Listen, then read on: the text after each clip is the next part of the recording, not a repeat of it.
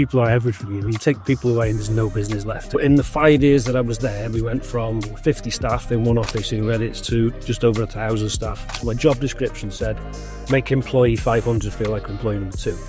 That was it. You can't describe it. The world literally is your oyster. My wife says the biggest room in our house is my room for improvement.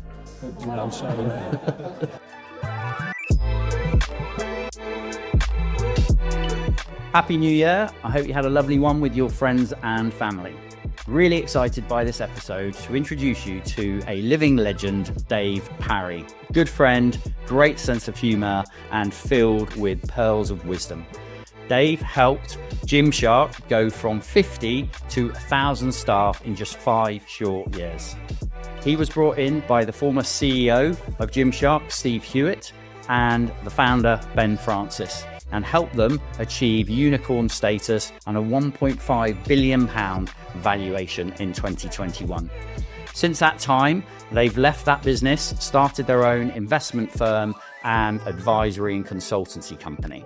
Steve was introduced to JAAQ by John Reynolds, who has done it again and found an incredible group of value-add, values-aligned people.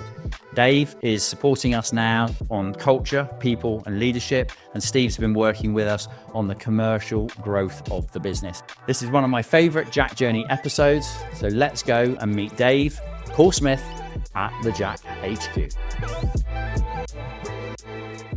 What excites you most about being part of this journey? As I said, I work with lots of growth businesses. I think this is, without question, the most exciting because the potential, the purpose behind the business, a business that has a purpose, it's impossible not to be engaged with. I tell you, I think the first time actually Steve Bolt introduced us to this, and Steve rang me and he said, I've got another client who's they'd be interested in doing some work with us.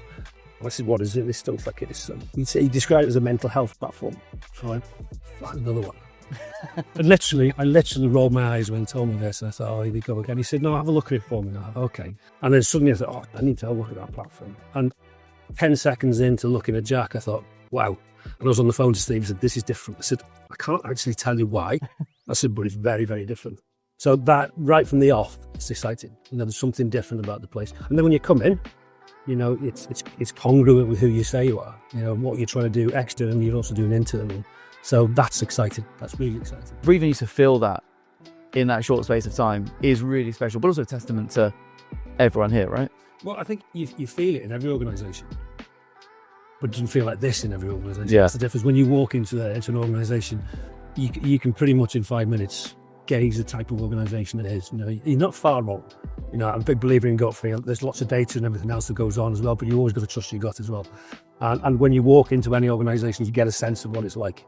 And most of the time, it's not great. And so a lot of the time, things I've done in the past is try and help people with their culture when it's too late.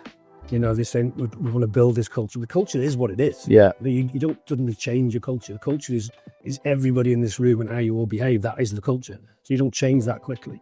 The difference here is, I think, you've got a great culture, and it's more about how do you maintain it, how do you nurture it, how do you make sure that with the inevitable growth that you've got, how do you make sure that this is really important? Because clearly it's very important to everybody in this room. So how do we maintain that with the growth? What was your role within Gymshark? I was Chief People Officer at Gymshark for 5 years, so I joined them in 2017. Steve Hewitt, who was MD at the time, was working with Ben Francis. Steve was recognised there was an amazing commercial model there, but also there was a really nice culture there as well. So, and he's wise enough to know that people are everything. You take people away and there's no business left. It's always about people. Very commercially focused, but very people focused as well. So I went in to help him basically grow the business in a healthy way, in a good way, to retain this culture. I think we had around about 70 people when I joined, but 20 of those were warehouses, and it was a different site. So around about 50 people in one pretty awful office in Redditch. Pretty bad. But there's a real special feel about the place, and a real buzz about the place, like this. Not exactly the same, but the buzz was like this. It was similar.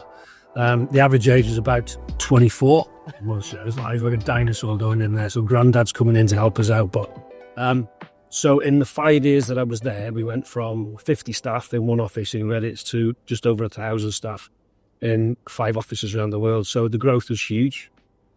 But I think Gymshark's always lauded as being a commercially amazing success, unicorn business, all that sort of stuff, fantastic. But certainly the thing that I'm most proud of, and I think if you speak to our team, we're most proud of, is that it was a great culture. Even when we got to 300, 400, 500 people, it was an amazing culture. It's still a great place now, but it's 1,000 people plus.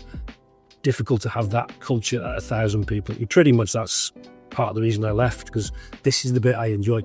This growth bit is exciting. It's frightening, it's hard, but it's bloody exciting, and I think once you've been through a process like this, in a business like this, going somewhere else afterwards, it's pretty tough, because everything's pretty damn dull after this. It really is. This is exciting. So I just say to you now, right, this can be tough, but you've got to enjoy this. This is special. This is really special. What was your proudest achievement?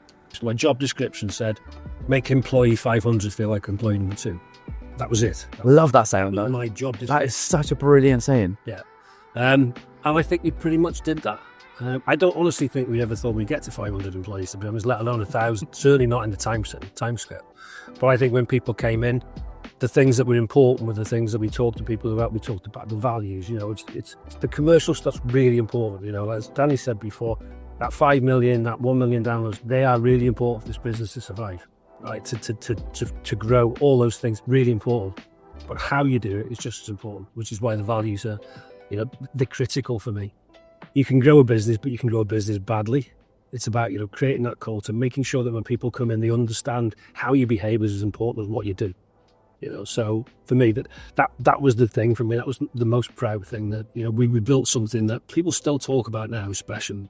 What message and tools do you advise to everyone here? 27 advocates in here for the business, 29 advocates in the business. Use each other, that's to start with. But ask questions as well. If I strike me as a business, but there's no secrets. There's no secrets. So ask the questions, find out what you need to find to make yourself feel comfortable with it. What I do think about, even today, I think this is, you're going to look back on this in years to come. This is quite a moment. I think you look back in your careers and think this is probably defining, because what you've got potential in the next couple of years is just, you can't describe it. The world literally is your oyster. So I think, you'll have 27 people. When you look back, people will talk about JAAQ, and you're one of the original 27 that they're going to put it. That's going to be special. It's a unique point in time, I would say, and enjoy the ride for the next couple of years, definitely. But I've spent many years trying to understand myself, to numerous things, and I think the frightening thing is the more you understand about yourself, the more you realise you've got to learn. I think I said to you, my wife says the biggest room in our house is my room for improvement. I'm sorry. It's really nice. And at one time I said ridiculous, and now I go, you're right. So there's always something you can work on. But the only person in the whole world you can actually do anything about is yourself. Yeah. And I think back to what Josh said, you have to take ownership of that. And if you're not happy with the business, or you're not getting the information, do something about it. Don't sit there and complain about it. Do something about it. You did say something that did stick with me when we did speak, which was the worst sort of people to have kind of within a business are the people that undermine the change. What do you mean by that? Explain by what you mean by people that undermine change. It's the silent assassins that will sit there and complain about the stuff, but they won't do it openly. They'll just gradually chip away at things that are good, And I think everyone has seen them in the past. You've met people who like a stairwell conversation, want to have a chat about something, or a gossip or something on this. And I think you have to stamp that out. And the only way you can't expect Danny to stamp it out, or you can't expect Laura to stamp it out. You've all got to do it. If someone's not happy about something, call them out on it, talk to them about it. And everybody who comes in this business won't be right for the business. That's a factor. With the best recruitment process in the world, you'll get it wrong now and again. But I'm a big believer in that. I said this to you. I said, I'd much rather have a hole than an arsehole. It's like if you've got the wrong, it's genuinely have a gap in the business rather than have the wrong person in the business, because it takes you so much time. It's so damaging. So just don't accept it, and really enjoy these next couple of years, because it's pretty special. I think I've been fortunate in that I was in Gymshark at a really good time, and I'm working with lots of organisations because of that. And I feel incredibly privileged to have done that, and incredibly privileged to be here now, to be honest with you. you probably don't realise what a privilege it is, but you will look back on it and go, that was amazing. So, enjoy it, really enjoy it, and take all the opportunities, because they'll come. They'll open up in front of you. It will happen. Let's give a massive round of applause to Dave Parry. Hold it up. Thank you. Yeah, 100%. So one of my favourite lines from that episode is when Dave says, it's better to have a hole than it is to have an arsehole. And I 100% agree. Having the wrong people in a business, whether that's investors, advisors, or team members, can be really destructive for a company. So make sure you surround yourself with the right people, with the right values, and an amazing culture. Thanks for watching. And please, as always, if you know anybody that needs support and help with their mental health, recommend JAAQ.org. See you in the next one.